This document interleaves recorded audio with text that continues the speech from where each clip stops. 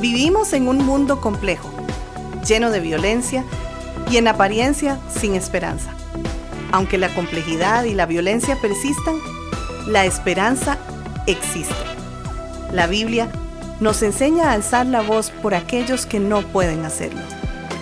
Entonces, ¿por qué no levantar la voz del Señor por quienes sabemos que están sufriendo? Conversemos.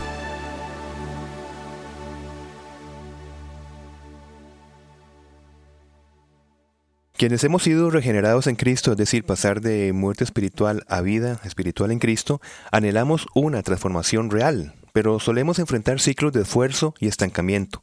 Según el Dr. Steve Smith, el autor de La clave para un cambio profundo, no podemos vivir el propósito de Dios en nuestra vida mientras ocultemos heridas del alma que intentamos consolar mediante el pecado que habita en nosotros, aún regenerados. Esas heridas, que él llama asuntos pendientes, no se resuelven mediante una reforma moral externa, sino mediante una transformación profunda que solo el poder de la gracia de Dios produce en nosotros, fortaleciendo nuestra nueva naturaleza en Cristo. La vida transformada nace del reposo, es decir, la confianza en la obra consumada de Cristo, no del esfuerzo humano independiente. No es entonces cómo controlo mi ira para no violentar, sino en quién sano mis heridas para que no se expresen en actos violentos. Mi hermano, te saludo en esta mañana. Iniciamos una serie que será definitivamente para todos de gran edificación. Un gusto estar con vos como siempre. Esta serie creo que va a ser bien importante para el proceso que queremos entender de consejería transformacional, de asuntos de violencia doméstica sobre todo, que es lo que nos interesa, pero muy ansioso de poder conversar sobre esto. Sí, claro que sí. Y bueno, pues hemos querido presentar de manera sistemática este tema de lo que es transformación, no modificación de recursos humanos, ¿no? Claro. Y para esto vamos poco a poco, ¿verdad? Paso a paso. Sí, paso a paso. Empecemos con lo que el Dr. Smith plantea en su libro, y es que él habla de las heridas del corazón, y es una expresión muy interesante, ¿verdad? Creo que muy atinada. Y cuando hablamos de una herida del corazón, no es solo el dolor emocional pasajero, estamos hablando de una marca profunda en el alma. Me encanta esta frase. Es una marca profunda en el alma que afecta la manera en que una persona se relaciona con Dios, que se relaciona consigo mismo o, por supuesto, con otras personas. Estas heridas pueden estar relacionadas, por ejemplo, pensemos eventos de traición, abandono, abuso, rechazo, vergüenza, pérdida. Bien, muchos de estos eventos, mi hermano, ocurridos desde la infancia o en momentos claves de la vida. Bien, estas heridas del corazón no surgen, llamémosle, aisladas, es decir, en un momento, sino que tiene como resultado o viene de interacciones relacionales. Es decir, estamos con personas, vivimos día con día y obviamente van a haber heridas. Por supuesto. Y es como un término, heridas del corazón, que también sobre esa línea se han caracterizado otros términos, otros conceptos de otros estudiosos. Uno de ellos es, por ejemplo, experiencias de infancia adversas. Okay. Que justamente esto, como decís vos, vienen no aisladas, es decir, no me las produzco, sino que se producen desde relaciones, desde interacciones. Exacto. Y qué complicado, porque somos seres relacionales, sociales, por supuesto, necesitamos ser seres relacionales, pero a la vez nuestras heridas vienen de esas relaciones, ¿no? Mediadas por el pecado. Entonces, estas experiencias de infancia adversas se han identificado 10 al menos, ¿verdad? Que no completan, por supuesto, todas nuestras potenciales heridas emocionales, pero que son las más comunes. Te cito estas, por ejemplo, haber vivido maltrato emocional desde nuestra crianza o inclusive desde diferentes ambientes en que nosotros interactuamos, ¿verdad? Maltrato físico, maltrato sexual, una negligencia o un abandono, un descuido tanto emocional como físico, a veces consciente o inconsciente de nosotros como papás. Muchas veces no nos damos cuenta que conscientemente no estamos procurando un abandono emocional consciente, pero no es la realidad, Claro. ¿verdad?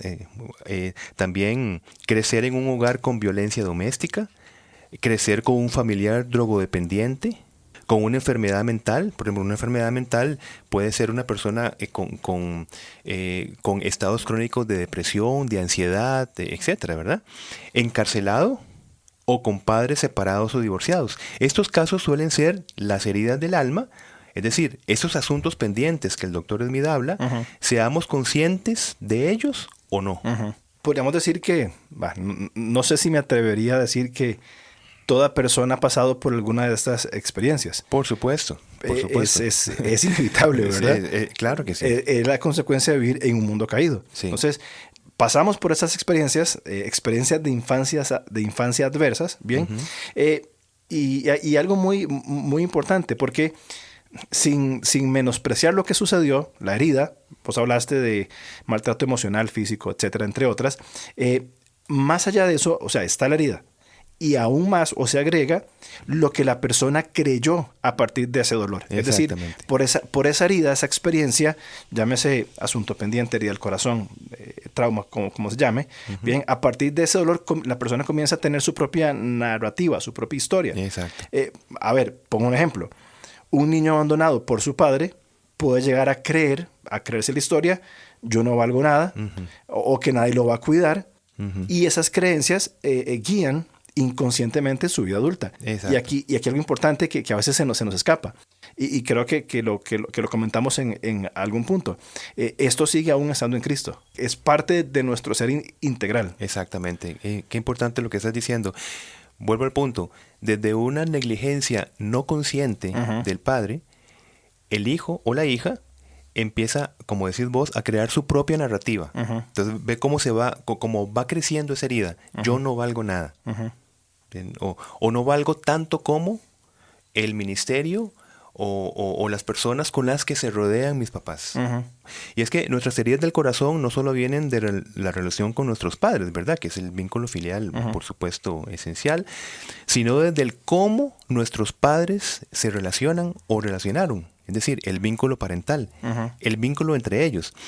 Por ejemplo, si vivimos con padres en un divorcio emocional, bien, porque posiblemente no se ha concretado o luchan, digamos, por arreglar una situación relacional. Pero en esto se vive, o pongo comillas, ese divorcio emocional. Esa hostilidad de sus constantes discusiones y otras cosas se va a trasladar hacia los hijos. Correcto. Afectando las relaciones, inclusive entre hermanos, o sea, el vínculo fraternal. Entonces, todas estas heridas no solamente vienen de los papás, sino por consecuencia entre los papás, y también son heridas que yo puedo tener con mis hermanos. Claro. ¿Verdad? Porque los padres descargan su frustración entre ellos en los hijos, en abandono, en negligencia, en hostilidades, etc. Entonces, forma parte de este gran combo de las heridas del corazón. Y eso, si no se trata adecuadamente, si no se reinterpreta o se resignifica en Cristo, probablemente va a generar dinámicas bastante disfuncionales a nivel familiar y cargas y asuntos pendientes que traen encima, ¿cierto? Entonces se va haciendo más marcado ese dolor del corazón. Exacto.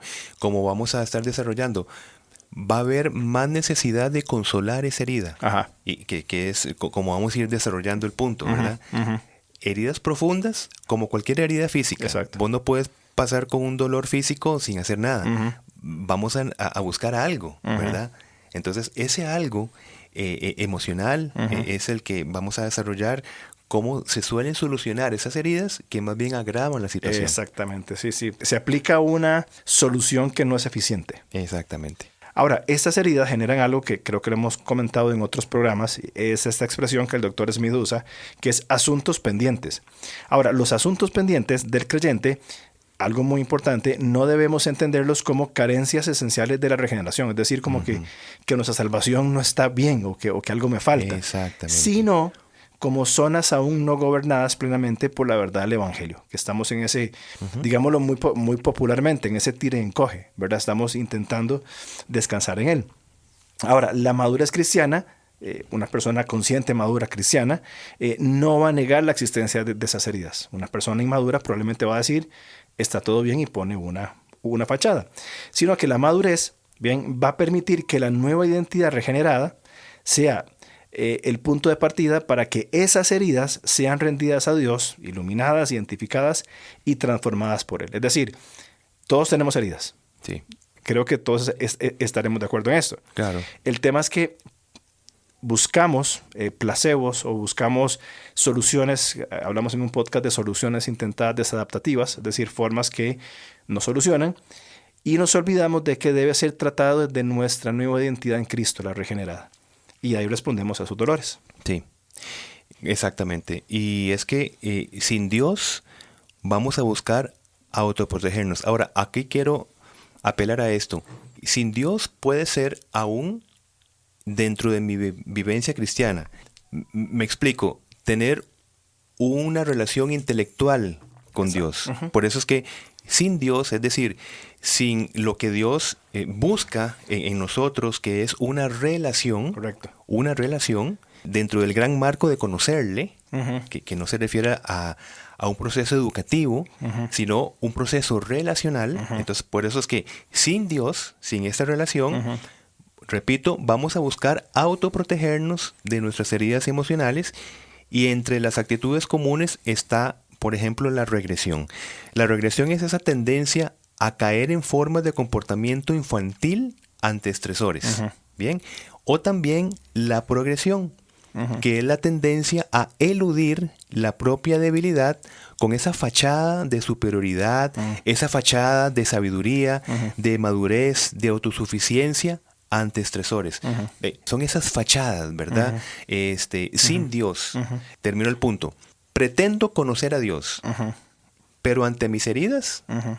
yo pretendo mostrar una faceta de que todo está bajo control, de que esas heridas ya en Cristo están bajo control, uh-huh. sin tener una dinámica relacional con Dios. Exacto. Estoy entendiendo que lo que estás diciendo es que puede ser que aún creyentes quieran tratar sus asuntos pendientes mediante estos elementos como la regresión y la progresión. Es decir, asumen de una manera inmadura o ponen fachadas, caretas, cobertores uh-huh. para no tratar los asuntos. Pensando, como vos decías, que me parece muy importante eso, equiparamos a Dios con un conocimiento intelectual. Uh-huh. Yo me sé la Biblia tapa a tapa, yo fui al seminario, yo te puedo leer el texto griego, uh-huh. etcétera, pero eso no necesariamente implica una relación personal con Él. Sí. Entonces, no se pueden tratar asuntos pendientes desde un mero conocimiento intelectual, una posición ministerial o cualquier otro elemento fuera de una relación personal con Dios. Claro. Es como tomar a Dios como un recurso más Ajá.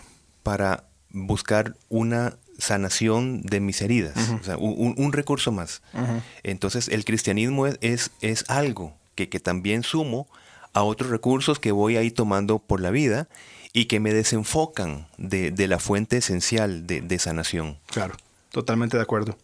Ahora, esta actitud defensiva de progresión se ve en alguien, no sé, como que le pongo expresiones, ¿verdad? Como alguien que lo tiene todo claro. Uh-huh. ¿Cuántas veces nos ha tocado, mi hermano, conversar con alguien? No, yo sé lo que me estás diciendo. Yo entiendo que no debo hacer 1, 2 y 3, ¿verdad? Personas que ya han perdonado, que ya han superado todo, uh-huh. que no necesitan ayuda, aunque internamente viven en esta confusión y con heridas no resueltas en su corazón. Exacto. Es decir, una fachada. Una fachada. Y es común, por ejemplo, esto que decís vos de ya yo perdoné. Uh-huh. Bien. Pero qué raro. Por ejemplo, he perdonado, pero sigo uh-huh. cargando ira y sigo cargando esto y lo otro. Aquí lo interesante es decir, ¿cómo pretendiste perdonar? Uh-huh. Entonces, por ejemplo, perdoné porque la palabra dice que tengo que perdonar. Ajá. Ese es el vínculo intelectual que estamos hablando. Uh-huh. ¿Bien? Uh-huh. Entonces, yo ya perdoné, porque si digo que no he perdonado, entonces tengo un cortocircuito con la palabra, uh-huh. con la intelectualidad. Por tanto, una persona en progresión es la persona que va a decir, repito y termino el punto, yo ya perdoné en Cristo. Y suena, digamos, socialmente o relacionalmente fantástico uh-huh. esto. Pero detrás de todo esto, en el fondo de esto, siguen llevándose esas heridas de falta de perdón, por consiguiente con la sintomatología, digamos, correspondiente, ¿verdad? Claro, claro. O sea, ya yo perdoné, pero sigo tengo las mismas dinámicas relacionales que tuve antes. Exacto. Pero ya yo perdoné porque la Biblia me manda a perdonar. Y las personas dirán, qué raro, si yo ya perdoné, ¿por qué sigo en enojo y por qué sigo en resentimiento y en amargura? ¿Será que el poder de Dios no es suficiente? ¿Que la palabra no es tal como se presenta, suficiente? Y también esto lleva a otra dinámica asociada con esta.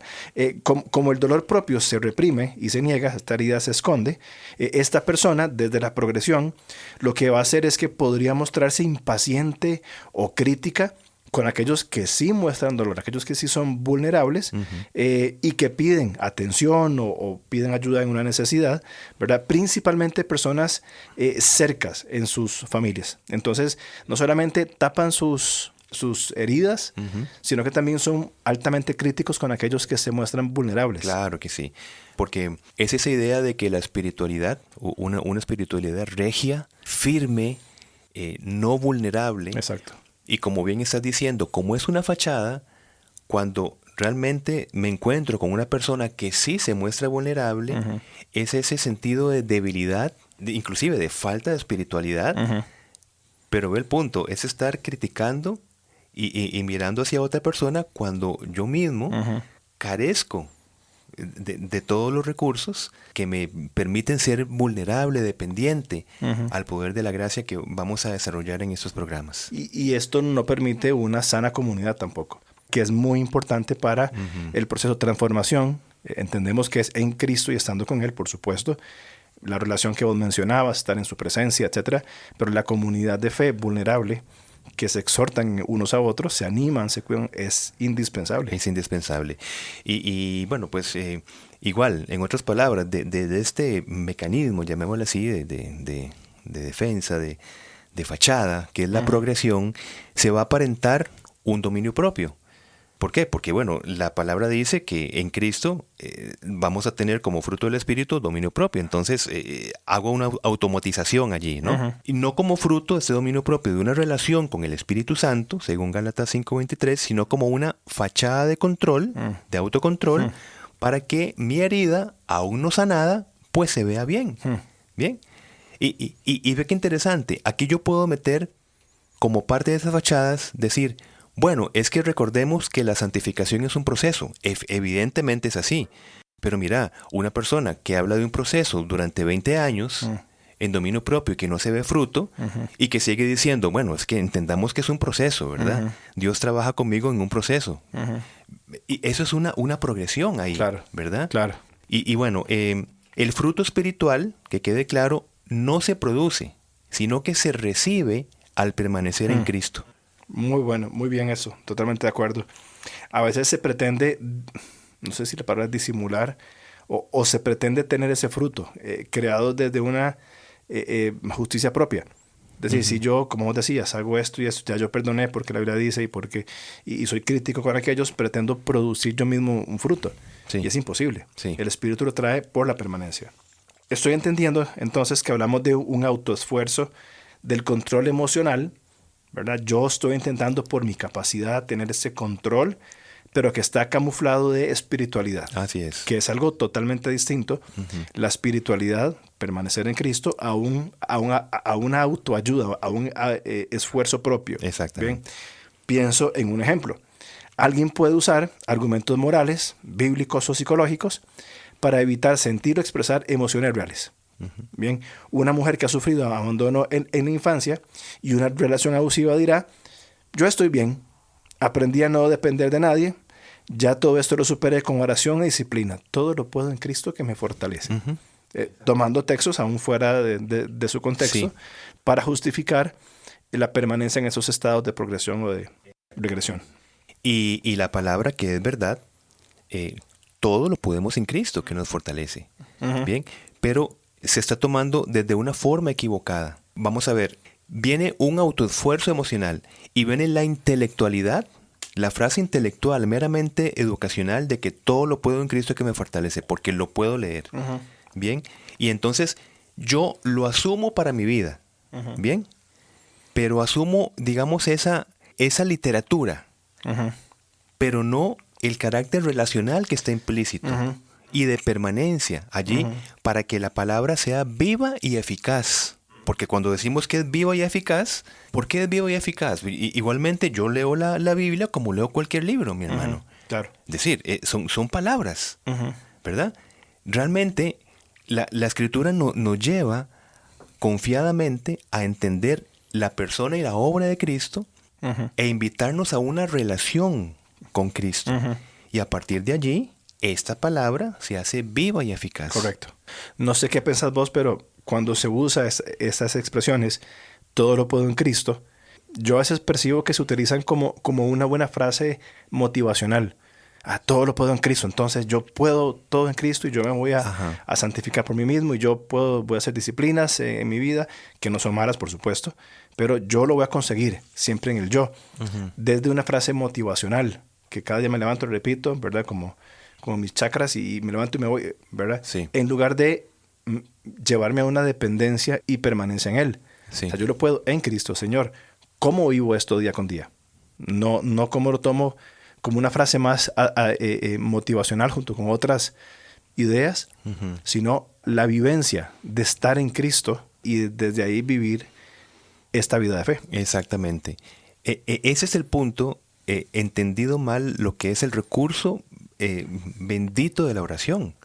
Como un medio de la gracia. Por ejemplo, la verdadera oración no es un recurso psicoterapéutico para efectos subjetivos positivos de calma, de autorregulación, de sensación de compañía, etc. Inclusive en psicoterapia, si una persona dice, mira, a mí me sirve orar, el psicoterapeuta va a decir, pues ora. Pero realmente se está viendo como un recurso para que la persona se calme, que cree que se va a calmar por medio de la oración, que cree que se va a autorregular. Si esa es su creencia, entonces la persona no tendrá problema en decir, pues practíquela muchísimo, más bien va a servir muchísimo en esa psicoterapia que estamos llevando, ¿verdad? Claro. Eso no es la oración, ¿verdad? Porque no es un esfuerzo, llamémoslo así, disciplinado, para sentirnos espiritualmente productivos. Es una entrega profunda del alma que reconoce nuestra absoluta impotencia sin la presencia de Cristo en nosotros. Más, orar es rendir el corazón, no para controlar a Dios, ni para lograr algo de Él, ojo, sino para abrirnos a la gracia transformadora que solo fluye cuando dejamos de fingir autosuficiencia y abrazamos nuestra dependencia total en su amor y en su poder. No quiero decir nada para no arruinar lo que acabas de decir. ¿Qué punto concluyente de este primer programa sobre heridas es tan acertado? Porque, a ver, sea la oración, sea un texto bíblico, sea una experiencia cristiana de domingo, de alabanza, cuando se toma por la mera experiencia la experiencia terapéutica de la oración, la experiencia del activismo ministerial, la experiencia de frases motivacionales tomadas desde la Biblia, o sea, no cumple su propósito. Exacto. Pero cuando vos decías que la oración es una entrega profunda del alma, me recuerda a los salmistas. Señor, aquí estoy destruido, mi alma está ante ti, clamo, Señor, ¿hasta cuándo? Esos clamores que entregan su alma en la oración, creo que es muy, muy atinado todo lo que dijiste, sino esta entrega constante del alma. Qué bonito eso que mencionas del yo siempre me imagino en la mayoría de los salmos la figura de una persona mirando hacia arriba, como diciendo, Señor, por ejemplo, ¿hasta cuándo? Aquí estoy, como estás diciendo, ¿no? Esperando. Y esta espera implica una absoluta dependencia. Primero, un reconocimiento que no podemos hacer nada por nosotros mismos, porque ese es el primer paso. Y el segundo paso es ir a la fuente correcta, ¿verdad? Correcto. Y igual puedo ir a una droga. Claro, es exactamente. Decir, si yo soy músico, digo, bueno, necesito más feeling, entonces necesito ir a una fuente para que me produzca algo que yo no puedo lograr. Exacto. Entonces, primero hay un reconocimiento, pero luego ir a la fuente adecuada, a la única fuente de vida. Correcto. Ahí donde está la vida. De hecho, eso que acabas de decir, Henry Nouwen, que ha escrito varios libros sobre espiritualidad, él habla de esta presencia de Dios. Él dice, lo primero que tiene que hacer es reconocer su resistencia, reconocer su debilidad, su fragilidad de, Señor, estoy dolido, herido, quebrantado, aquí estoy. Y lo segundo, reconocer su grandeza. Sí. Y ahí entonces entrar en esta relación con la persona de Dios. Y como vos decías, que lo cito, que me gustó mucho, tomar la oración como una profunda entrega del alma. Y ahí respiramos. Cristo se hizo como uno de nosotros para hacernos como Él es. Exactamente. O sea, básicamente. Sí. Bueno, mi hermano, ¿qué te parece si continuamos la otra semana con este tema de la transformación de nuestros asuntos pendientes? Correcto. Un temazo, ¿no? Un temazo, sí. Recomendamos seguir escuchando los próximos podcasts que hablaremos de esto, pero totalmente de acuerdo. Un buen tema y sigamos entonces en esta línea. Claro que sí. Perfecto, nos vemos la próxima semana. Si lo permite, claro que sí. Muchas gracias. Chao. Gracias por escucharnos. Estamos listos para seguir conversando a través de nuestras redes sociales. En Instagram, búsquenos como @levantacr. En Facebook, como LevantaCR. O contáctenos al correo alonso@levantacr.org.